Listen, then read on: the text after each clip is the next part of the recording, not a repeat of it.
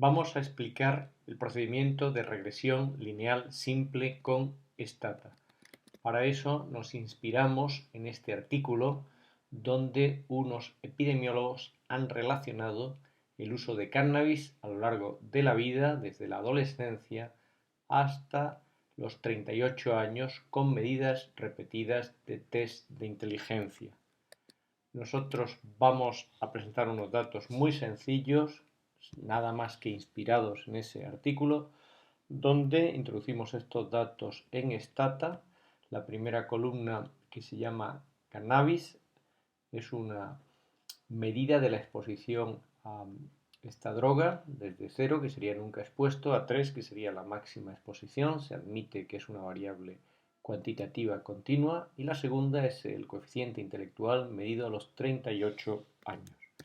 Introducimos estos datos y ahora queremos ver como variable independiente el cannabis y como variable dependiente el coeficiente intelectual. Para eso seleccionamos regresión lineal, ponemos como variable dependiente la inteligencia y como variable independiente el cannabis. Y obtenemos este análisis de regresión donde primero aparece la ANOVA de la regresión. 864 sería la suma de cuadrados totales, que es la suma de cuadrados de la variable i, en este caso la inteligencia. De esos 864 hay 840,5 que están explicados por la regresión y 23,5 no explicados, que son los residuales. Si dividimos 840,5 entre 864, obtendremos una R cuadrado, coeficiente de determinación, de 97,28%, es decir, el 97,28% de la variabilidad en la variable i, que en este caso es la inteligencia, estaría explicada por el cannabis. Esto es muy exagerado, ya digo, es solo un ejemplo.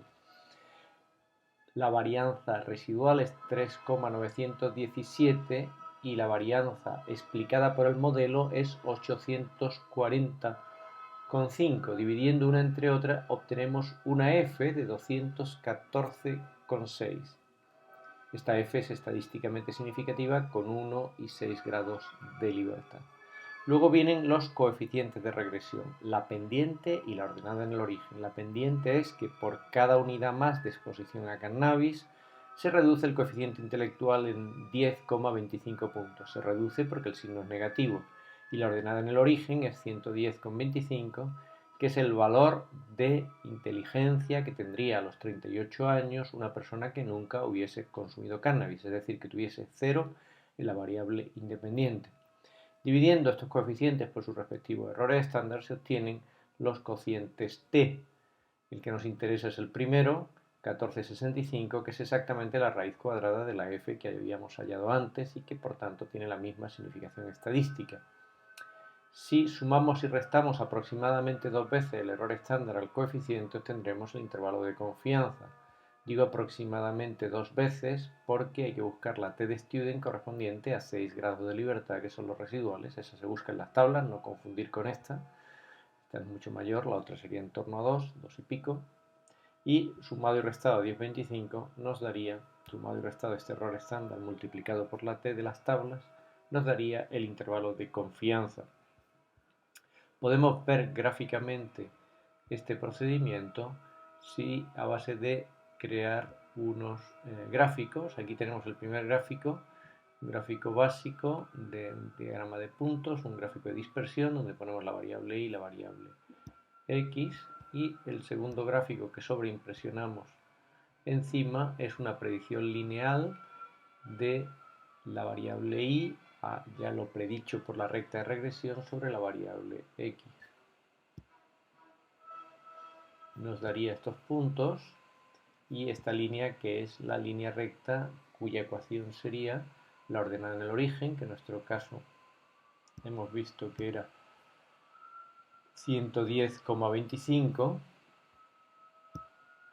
y la pendiente, que sería menos 10,25 aproximadamente por cada unidad de cambio. Al pasar de 0 a 1, de 1 a 2, de 2 a 3, vemos que aproximadamente son 10 unidades lo que baja la inteligencia.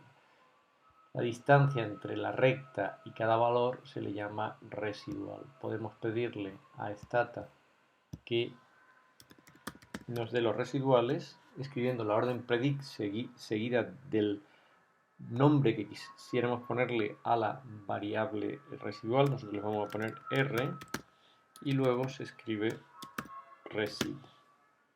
Con esto aparecerá en Stata una nueva columna llamada R, el nombre que nosotros le hemos puesto, que nos da los residuales para cada valor.